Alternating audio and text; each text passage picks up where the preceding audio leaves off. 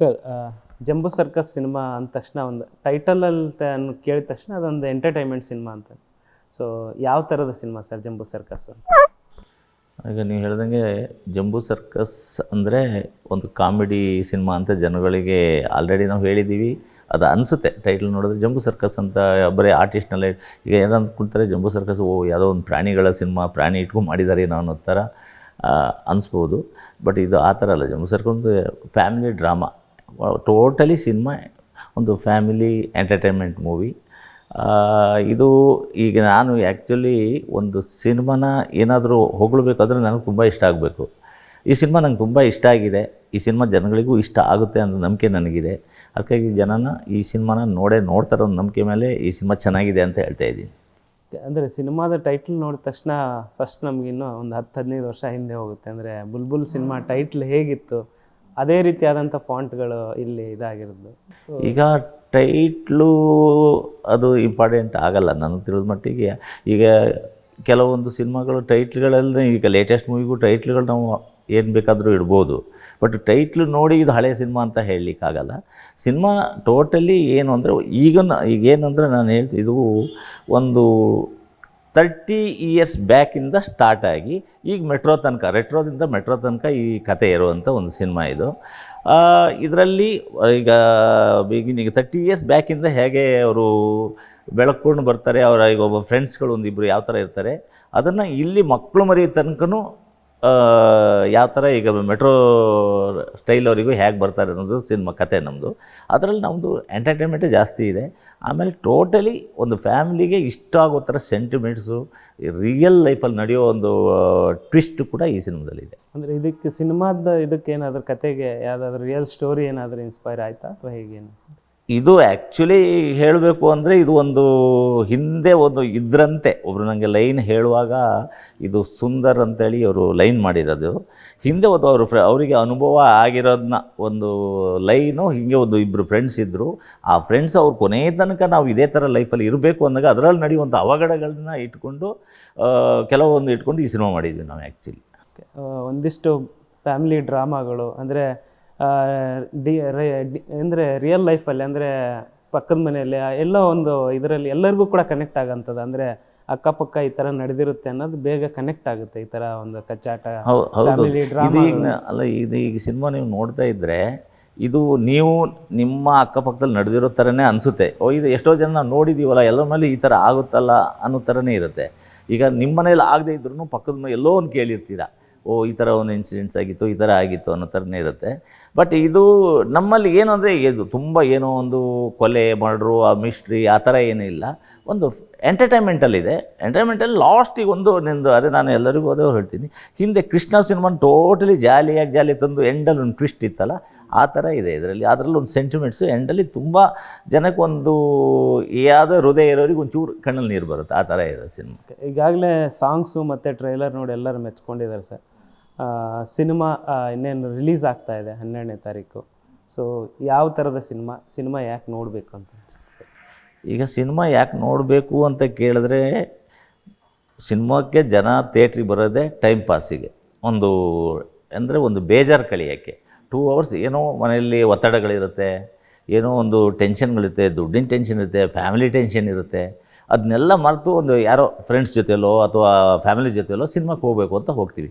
ಆವಾಗ ಹೋದಾಗ ಕೂಡ ಒಂದು 2 ಅವರ್ಸ್ ತಮ್ಮದು ಏನೇ ಕಷ್ಟ ಇದ್ದರೂ, ಏನೇ ಪ್ರಾಬ್ಲಮ್ ಇದ್ದರೂ, ದುಡ್ಡಿನ ಪ್ರಾಬ್ಲಮ್ ಇದ್ದರೂ ಅದೆಲ್ಲ ಮರೆತು ಬಿಟ್ಟು ಒಂದು 2 ಅವರ್ಸ್ ನೆಮ್ಮದಿಯಾಗಿ ಸಿನಿಮಾ ನೋಡಬೇಕು ಅಂತ ಬಂದಿರ್ತಾರೆ. ಅದಕ್ಕೆ ಇಲ್ಲಿ ಆ ಎಂಟರ್ಟೈನ್ಮೆಂಟ್ ಇದೆ ಅಂತ ನನ್ನ ಸಿನಿಮಾದಲ್ಲಿ ಹೇಳ್ತೀನಿ. ಈಗ ಒಂದು 2 ಅವರ್ಸ್ ಕೂತ್ರೆ ಅವ್ರಿಗೆ ಯಾವುದೇ ಹಳೆ ನೆನಪು ಬರೋಲ್ಲ. ಆಮೇಲೆ ಏನು ದುಡ್ಡು ಕಾಸು ಹಣ ಮನೆ ಫ್ಯಾಮಿಲಿ ಪ್ರಾಬ್ಲಮ್ಮು ಎಲ್ಲ ಮರೆತು ಬಿಟ್ಟು ಈ ಸಿನಿಮಾನ ಎಂಜಾಯ್ ಮಾಡ್ಕೊ ಹೊರಗಡೆ ಬರ್ತಾರಂತ ನಮಗೆ. ಈಗಾಗಲೇ ರಿಚ್ನೆಸ್ ಅಂದರೆ ಆ 2-3 ತುಣುಕುಗಳೇನೆಂದರೆ ಸಾಂಗ್ಸು ಮತ್ತು ಟ್ರೈಲರ್ ನೋಡಿದಾಗಲೇ ಗೊತ್ತಾಗ್ತಾ ಇದೆ. ಎಲ್ಲೆಲ್ಲಿ ಶೂಟ್ ಮಾಡಿದಿರಿ ಸರ್? ಯಾವ್ಯಾವ ಲೊಕೇಶನಲ್ಲಿ ಎಷ್ಟು ದಿನ ಶೂಟ್ ಮಾಡಿದಿರಿ ಸರ್? ಇದು ಸುಮಾರು, ಯಾಕೆಂದರೆ ಇದು ನಮಗೆ ಸ್ವಲ್ಪ ಗ್ಯಾಪ್ ಕೊಟ್ಟು ಮಾಡಿದ್ದೀವಿ, ಒಂದೇ ಸರಿ ಕಂಟಿನ್ಯೂ ಮಾಡಲಿಲ್ಲ. ಬೆಂಗಳೂರಿನಲ್ಲಿ ಜಾಸ್ತಿ, ಬೆಂಗಳೂರು ಚಿಕ್ಕಮಂಗ್ಳೂರು ಜಾಸ್ತಿ ಈ ಕಡೆನೇ ನಾವು ಮಾಡಿರೋದು. ಬೆಂಗಳೂರು ಚಿಕ್ಕಮಂಗ್ಳೂರು ಬರೀ ಸಿಟಿಲಿ ನಡೆಯೋ ಸಬ್ಜೆಕ್ಟ್ ಆಗಿದ್ದರಿಂದ ಬೆಂಗಳೂರು ಮೇಲೆ ಕೆಲವೊಂದು ರೆಸ್ಟೋ ಸ್ಟೈಲ್ ಬೇಕು ಅಂದಾಗ ಸ್ವಲ್ಪ ಇಂಟೀರಿಯರ್ ಹೋಗಿ ಮಾಡಿದ್ದೀವಿ ಅಷ್ಟೇ. ಬೆಂಗಳೂರು ಸರೌಂಡಲ್ಲೇ ಜಾಸ್ತಿ ಮಾಡಿದ್ವಿ. ಈ ಸಾಂಗು ಕೆಲವು ಬೇಕಾದ ಸಿಚುವೇಶನ್ ಚಿಕ್ಕಮಂಗ್ಳೂರು ಕಡೆ ಹೋಗಿ ಮಾಡಿದ್ವಿ. ಎಷ್ಟು ಸಾಂಗ್ಸ್ ಇದೆ ಸರ್? ಸಾಂಗ್ 4 ಸಾಂಗ್ ಇದೆ. ಒಂದು ಸಾಂಗು ಬಂದು ನಮ್ಮ ಜಯಂತ್ ಕಾಯ್ಕಿಣಿ ಅವರು ಮಂದಹಾಸ ಅಂತ ಒಂದು ಸಾಂಗ್ ಬರೆದಿದ್ದಾರೆ. ಅದು ನಮ್ಮ ಇವರೇ ಹಾಡಿದ್ದಾರೆ, ವಾಸುಕಿ ವೈಭವ್ ಅವರೇ ಹಾಡಿದ್ದಾರೆ ಆ ಸಾಂಗ್ನ. ಆಮೇಲೆ ಇನ್ನೂ 2 ಸಾಂಗು ಕವಿರಾಜ್ ಅವರು ಬರೆದಿದ್ದಾರೆ. ಅದು ಈಗಾಗಲೇ ಆ ಮೆಲೋಡಿ ಸಾಂಗು ಮನಸಾರೆ ಮನಸೋತೆ ಅನ್ನೋ ಒಂದು ಸಾಂಗ್ ತುಂಬ ಹಿಟ್ಟಾಗಿದೆ ಈಗ. ಅದು ಎಲ್ಲರಿಗೂ ಒಂಥರ ಮೆಲ್ಕು ಹಾಕೋ ಥರ ಸಾಂಗ್ ಇದೆ. ಇನ್ನೂ ಒಂದು ಸಾಂಗು ಅದೇ ಕವಿರಾಜ್ ಬರೆದಿದ್ದಾರೆ. ಲೇಡೀಸ್ ಪಾಪು ಬೇಕಾ, ಜೆಂಟ್ಸ್ ಪಾಪು ಬೇಕಾ, ಸಿಂಗಲ್ ಆದರೂ ಓಕೆ, ಡಬ್ಬಲ್ ಆದರೂ ಓಕೆ, ನಾನಾ ಥರ ಸಾಂಗ್. ಅದು ಯೂತ್ ಆಗಿದೆ. ಅದೇ ಥರ ನಾಗೇಂದ್ರ ಪ್ರಸಾದ್ ಅವರು ಒಂದು ಸಾಂಗ್ ಬರೆದಿದ್ದಾರೆ. ಅದು ನಿನಗೆ ಗ್ರಾಚಾರ ಅನ್ನೋದು ಒಂದು ಯೂತ್ ಕಾಲೇಜಲ್ಲಿ ಒಂದು ಟೀಸ್ ಮಾಡ್ಕೊಂಡು ಹಾಡೋ ಥರದ್ದು ಒಂದು ಸಾಂಗು. ಅದು ಆ್ಯಕ್ಚುಲಿ ಯೂತಿಗೆ ತುಂಬ ಇಷ್ಟ ಆಗುತ್ತೆ. ಈಗ ಇಷ್ಟ ಆಗಿದೆ, ಕೆಲವರೆಲ್ಲ ನನಗೆ ಹುಡುಗರೆಲ್ಲ ಹೇಳ್ತಿದ್ದಾರೆ, ಸರ್ ಯೂತಿಗೆ ತುಂಬ ಚೆನ್ನಾಗಿ ಫಸ್ಟ್ ಅದೇ ಬಿಡಬೇಕಾಗಿತ್ತು ಅಂತಿದ್ದಾರೆ. ಹಾಗೆ 4 ಸಾಂಗನ್ನ ಅದು ಸಿಚುವೇಶನ್ಗೆ ತಕ್ಕಂತಿದೆ, ನಾನು ಬೇಕು ಅಂತ ತುರ್ಕಿಲ್ಲ. ಅದೇ ಥರ ಇದರಲ್ಲಿ ಸುಮ್ಮನೆ ರವಿ ಅವ್ರು ಮಾಡೋದು ಒಂದು ಫೈಟು ಇದೆ, ಒಂದು ಸ್ಟ್ರಗಲ್ ಫೈಟು. ಇದಕ್ಕೆ ರವಿ ಅವ್ರ ಮರೆ ನಮ್ಮ ಟೆಕ್ನಿಷಿಯನ್ ಆಗಿರೋದ್ರಿಂದ ಅವರು ಈ ಸಿನಿಮಾದಲ್ಲಿ ಒಂದು ಒಳ್ಳೆ 2 ಬಿಟ್ಸು ತುಂಬ ಇಂಟ್ರೆಸ್ಟಾಗಿ ಮಾಡಿದ್ದಾರೆ ಅದರಲ್ಲಿ. ಸರಿ, ಓಕೆ. ಈ ಒಂದು ಸ್ಟೋರಿ ಹೇಳಿದಾಗ ಅದು ಕಲಾವಿದರು ಒಪ್ಕೊಂಡಿದ್ದು, ಮತ್ತು ಜೊತೆಗೆ ಸಿನಿಮಾದ ಶೂಟಿಂಗ್ ಟೈಮಲ್ಲಿ ಕಲಾವಿದರು ಮತ್ತು ನಿರ್ಮಾಪಕರು ನಿಮ್ಮ ಎಲ್ಲರೂ ತಾಂತ್ರಿಕ ಹೇಗೆ ನಿಮಗೆ ಸಪೋರ್ಟ್ ಮಾಡ್ತು ಅಂತ ಸರ್? ಯಾಕೆಂದರೆ ನಂದು ಟೆಕ್ನಿಷಿಯನ್ ಅವ್ರಿಗೂ ಎಲ್ಲರೂ ನಂಗೆ ರೆಗ್ಯುಲರ್ ಇರೋರೇ ನನ್ನ ಜೊತೆ ಇರೋದು. ಈಗ ನಾನು ಯಾವುದೇ ಸಿನಿಮಾದಲ್ಲಿ ಬಂದು ನನಗೆ ಕ್ಯಾಮ್ರಾಮ್ಯಾನ್ ಯಾರು ಅಂತ ಕೇಳಿದೆ, ನನಗೆ ಗೊತ್ತು. ನನ್ನ MD ಶ್ರೀಧರ್ ಡೈರೆಕ್ಟರ್ ಅಂದರೆ KK ಇರ್ತಾರೆ ಅಂದ್ಕೊಂಡು. ಇನ್ನೇನಾದ್ರು KK ಅವ್ರಿಗೂ ನಮಗೂ ಬ್ಯುಸಿ ಇದ್ದರೆ, ಯಾವುದೋ ಬೇರೆ ಇದ್ದರೆ ಮಾತ್ರ ಚೇಂಜ್ ಆಗ್ತಾರೆ. ಒಂದು 3-4 ಸಿನಿಮಾ ಮಾತ್ರ ಅವರು ಬೇರೆ ಸಿನಿಮಾಗಳು ಮಾಡಿದ್ದಾರೆ. KK ಇದರಲ್ಲಿ ಕ್ಯಾಮ್ರಾಮ್ಯಾನು. ಅವರು ನಮ್ಮಲ್ಲಿ ಜಾಸ್ತಿ ಅವ್ರ ಹತ್ರ ಏನು ಡಿಸ್ಕಸ್ ಮಾಡಬೇಕು, ನಂಗೆ ಈ ಥರ ಶಾರ್ಟ್ ಅಂದರೆ ಅವ್ರಿಗೆ ನಾನು ಏನು ಕೇಳ್ತೀನಿ ಅಂತ ಗೊತ್ತಿರುತ್ತೆ, ಅಂಡರ್ಸ್ಟ್ಯಾಂಡಿಂಗ್ ಇರುತ್ತೆ. KK ಕ್ಯಾಮ್ರಾಮ್ಯಾನ್ ಮಾಡಿದ್ರು. ಕವಿರಾಜ್ ಅವ್ರ ಲಿರಿಕ್ಸು ನಂದು ಎಲ್ಲ ಚೆಲ್ಲಾಟದಿಂದ ಹಿಡಿದು ಇಲ್ಲಿ ತನಕ ಲಿರಿಕ್ಸ್ ಅವರೇ ಕವಿರಾಜ್ ಅವ್ರು ಬರೆದಿದ್ದಾರೆ. ನಾಗೇಂದ್ರ ಪ್ರಸಾದರು ಆಲ್ರೆಡಿ ನಮಗೆ ಎಲ್ಲ ರೆಗ್ಯುಲರೇ. ರವಿ ವರ್ಮನ್ ನಂದು ಫ್ರಮ್ ದ ಬಿಗಿನಿಂಗ್ ಫ್ರೆಂಡ್ಸ್ ಅಂದ್ಬಿಟ್ಟು ಚೆಲ್ಲಾಟದಿಂದ ಫೈಟ್ ಮಾಸ್ಟರ್ ಅವರೇ. ಅಪ್ ಟು ಪೊರ್ಕಿ ಬುಲ್ಬುಲ್ ತನಕನೂ ರವಿ ವರ್ಮನೇ ನನಗೆ ಫೈಟ್ ಮಾಸ್ಟ್ರು. ಅದಕ್ಕೆ ಅವರು ಒಂದು 2 ಹರ್ಷನೂ ಅಷ್ಟೇ, ನಂದು ಬುಲ್ಬುಲ್ ಎಲ್ಲ ಹರ್ಷ ಮಾಸ್ಟರ್ ಆಗಿದ್ದರು. ಅವರು ಬ್ಯುಸಿಯಾಗಿದ್ದರು. ಈಗ ತೆಲುಗು ತಮಿಳು ಯಾವುದೋ ಡೈರೆಕ್ಷನ್ ಮಾಡ್ತಾಯಿದ್ರು. ಆದರೂ ಕೂಡ ನಮ್ಮ ಸಿನಿಮಾಗೆ ಬಂದು ಅವರು ಎಲ್ಲ 3 ಸಾಂಗ್ನು ಅವರೇ ಕೊರಿಯೋಗ್ರಾಫ್ ಮಾಡಿದ್ದಾರೆ. ಅದು ಒಂದು ಪ್ಯಾಥೋ ಸಾಂಗ್ ಮಾತ್ರ ನಾನೇ ಶೂಟ್ ಮಾಡಿದ್ದೀನಿ ಅಷ್ಟೇ. ಓಕೆ. ಕಲಾವಿದರಂದ್ರೆ ಈಗ ನೀವು ಸಾಕಷ್ಟು ಸ್ಟಾರ್ ಆ್ಯಕ್ಟರ್ಗಳಿಗೇ ಡೈರೆಕ್ಷನ್ ಮಾಡಿದ್ದೀರಾ. ಸೊ ಇದು ಸ್ಕ್ರಿಪ್ಟ್ ಡಿಮ್ಯಾಂಡ್ ಮಾಡ್ತಾ ಹೇಗೆ ಕಲಾವಿದರು ಕೆಲವರು ಹೊಸಬ್ರನ್ನೆಲ್ಲ ಆ್ಯಡ್ ಮಾಡ್ಕೊಂಡಿರುತ್ತೆ? ಆ್ಯಕ್ಚುಲಿ ನಾನು ಇತ್ತಿತ್ತಲೆಗೆ ಸ್ಟಾರ್ಗಳನ್ನು ಮಾಡ್ತಿದ್ದೆ. ಸ್ಟಾರ್ಟಿಂಗೆಲ್ಲ ನಾನು ಹೊಸಬರೇ ಮಾಡಿರೋದು. ಫ್ರೆಂಡ್ಸ್ ಆಗಿರ್ಬೋದು, ಆವಾಗ ಚೆಲ್ಲಾಟ ಮಾಡೋ ಗಣೇಶ್ ಫಸ್ಟ್ ಪಿಕ್ಚರು, ಜಾಲಿ ಡೇಸಲ್ಲಿ ಟೋಟಲಿ ಎಲ್ಲ ಹೊಸ ಹುಡುಗರನ್ನೇ ಹಾಕು ಮಾಡಿರೋದು. ಈ ಸಿನಿಮಾ ಮಾಡುವಾಗ ಅದೇ ಥರ ಅನ್ನಿಸ್ತು. ಎಲ್ಲರಿಗಿಂತ ಮುಂಚೆ ಇವರು ನಮ್ಮ ಸುರೇಶ್ ಅವರು ಈ ಥರದ್ದೊಂದು ಲೈನೆಲ್ಲ ಅವರೇ ರೆಡಿ ಮಾಡಿಕೊಂಡು ನಮ್ಮ ಸುಂದರದ್ದು ಕತೆ ಈ ಥರ ಒಂದು ಲೈನ್ ಇದೆ, ಚೆನ್ನಾಗಿದೆಯಲ್ಲ, ಬೇಗ ರೀಚ್ ಆಗ್ಬೋದು, ಇದು ಸ್ವಲ್ಪ ಸಿನಿಮ್ಯಾಟಿಕ್ಕಾಗಿ ಮಾಡಿದ್ರೆ ಚೆನ್ನಾಗಿ ಆಗ್ಬೋದು, ಈ ಸಿನಿಮಾ ಮಾಡೋಣ ಅಂಥೇಳಿ ಒಪ್ಕೊಂಡು ಮಾಡೋದು. ಎಲ್ಲ ಈಗ ಕತೆ ಈಗ ಕೇಳಿದ ತಕ್ಷಣ ಇಷ್ಟ ಆಯ್ತು ನನಗೆ, ಮಾಡೋಣ ಆಮೇಲೆ ನೋಡೋಣ. ಅಂದರೆ ಇದು ಸ್ವಲ್ಪ ಜೋರಾಗಿ ಮಾಡಬೇಕು ಅಂದ್ಕೊಂಡು ನಾವು ಪಬ್ಲಿಸಿಟಿಗಳು ಜೋರಾಗಿ ಮಾಡಬೇಕು ಅಂದ್ಕೊಂಡು ಸ್ವಲ್ಪ ಕಾರಣದಿಂದ ಈಗ ಜಾಸ್ತಿ ನಾವು ಎಲ್ಲ ಹೇಳ್ತಾರೆ, MD ಶ್ರೀಧರ್ ಅಂದರೆ ಸಿಕ್ಕಾಬಟ್ಟೆ ಅವ್ರ ಟೆಕ್ನಿಷಿಯನ್ ಎಲ್ಲ ಸಿಕ್ಕಾಬಟ್ಟೆ ಆಗ್ತಾರೆ, ಖರ್ಚು ಜಾಸ್ತಿ ಇದೆ, ಅವರಿಗೆಲ್ಲ ಕೋಟಿಗಟ್ಟಲೆ ಬೇಕು, ಅವ್ರ ರೆಮ್ಯುನರೇಷನ್ ಜಾಸ್ತಿ ಆಗಿ. ನಮ್ಗೆ ಅದೇನಿಲ್ಲ, ಸಿನಿಮಾ ಒಳ್ಳೆಯದ ಲೈನು, ಒಳ್ಳೆ ಪ್ರೊಡ್ಯೂಸರು, ಒಳ್ಳೆ ಲೈನ್ ಸಿಕ್ಕಿದ್ರೆ ನಾವು ಈ ಥರ ಸಿನಿಮಾನೂ ಮಾಡ್ಬೋದು ಅನ್ನೋದಕ್ಕೋಸ್ಕರ ಮಾಡಿದ್ದೀನಿ.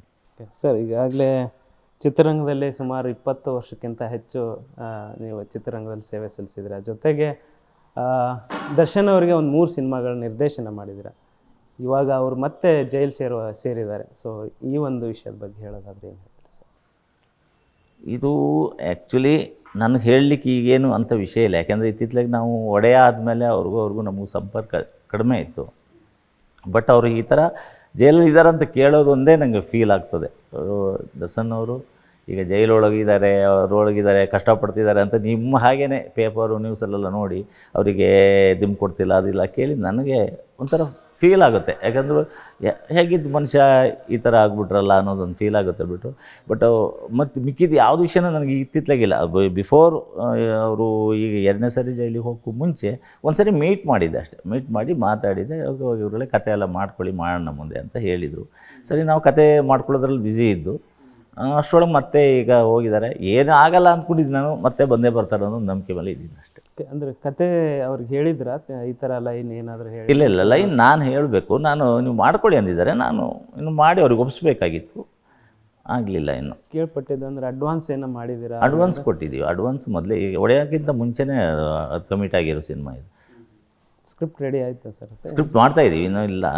ಮಾಡಿ ಅವರಿಗೆ ಒಂದು ಲೈನ್ ಹೇಳಿ ಅದಾದಮೇಲೆ ಇನ್ನು ಇದು ಓಕೆ ಈ ಥ್ರೆಡಲ್ಲಿ ಮಾಡಿ ಅಂತ ಹೇಳಿದ್ರೆ ನಾವು ಮುಂದುವರಿಸ್ಬೇಕು. ಅದನ್ನು ಈಗ ಅವ್ರ ಹತ್ರ ಒಂದ್ಸರಿ ಡಿಸ್ಕಸ್ ಮಾಡಿ ಇನ್ನೊಂದು ಸರಿ ಹೋಗಿ ಹೇಳಬೇಕು ಅಂತಿದ್ದೆ. ಅಷ್ಟರೊಳಗೆ ಇನ್ನು ಅವರು ನೋಡಬೇಕಲ್ಲ. ಯಾವಾಗ ಮಾಡೋದು ಏನಂತ ಏನಾರು ಪ್ಲ್ಯಾನ್ ಹೇಳಿದ್ರೆ ನಿಮ್ಗೆ? ಯಾವ ಸಿನಿಮಾ ಆದಮೇಲೆ ಅಂದರೆ? ಇಲ್ಲ ಅವರು ಅವತ್ತು ಹೇಳಿದ ಪ್ರಕಾರ ಅವರು ತೆಲುಗು ಪ್ರೊಡ್ಯೂಸರ್ದು ಒಂದು ಒಪ್ಕೊಂಡಿದ್ದೀನಿ, ಅದಾದಮೇಲೆ ಮಾಡೋಣ, ಅಷ್ಟರೊಳಗೆ ನೀವು ಒಂದು ಲೈನ್ ರೆಡಿ ಮಾಡ್ಕೊಡಿ ಅಂದಿದ್ರು. ಓಕೆ, ಈಗ ಮತ್ತೆ ಜೈಲಿಗೆ ಹೋಗಿರೋದು? ಹೌದು, ಮತ್ತೇನು? ಅದೇ ಗೊತ್ತಿಲ್ಲ, ನೋಡೋಣ. ದೇವರು ಬೇಗ ಕರ್ಸ್ಕೊಟ್ಬಿಟ್ರೆ ಮಾಡ್ತೀನಿ, ಬೇಗ ಬಂದರೆ ಬರ್ತಾರೆ ಅನ್ನೋ ನಂಬಿಕೆ ಮೇಲೆ ಇದ್ದೀವಿ ಅಷ್ಟೇ. ಫೈನಲಿ ಸರ್, 12ನೇ ತಾರೀಕು ಸಿನಿಮಾ ರಿಲೀಸ್ ಆಗ್ತಾ ಇದೆ. ಪಬ್ಲಿಕ್ ಟಿವಿ ಮೂಲಕ ಏನು ಹೇಳಕ್ಕೆ ಇಷ್ಟಪಡ್ತೀರಿ? ನಾನು ಇಷ್ಟ ಹೇಳೋದು, ನಾನು ಜಾಸ್ತಿ ನನ್ನ ಸಿನಿಮಾನ ಹೊಗಳಿ ನಾನು ತುಂಬ ಆಗಿದೆ ಹೀಗಿದೆ ಅಂತ ಹೇಳಲ್ಲ. ಒಳ್ಳೆ ಸಿನಿಮಾ, ನಿಮಗೊಂದು 2 hours ಒಳ್ಳೆ ಟೈಮ್ ಪಾಸ್ ಆಗುತ್ತೆ, ಒಳ್ಳೆ ಫೀಲ್ ಉಳಿತದೆ, ಹೊರಗಡೆ ಬರುವಾಗ ಮನಸ್ಸಲ್ಲಿ ಉಳಿಯುತ್ತೆ. ಈ ಸಿನಿಮಾನ ದಯವಿಟ್ಟು ನೋಡಿ ಅಂತ ಕೇಳ್ಕೊಳ್ತೀನಿ ಅಷ್ಟೇ. Thank you sir, thank you so much.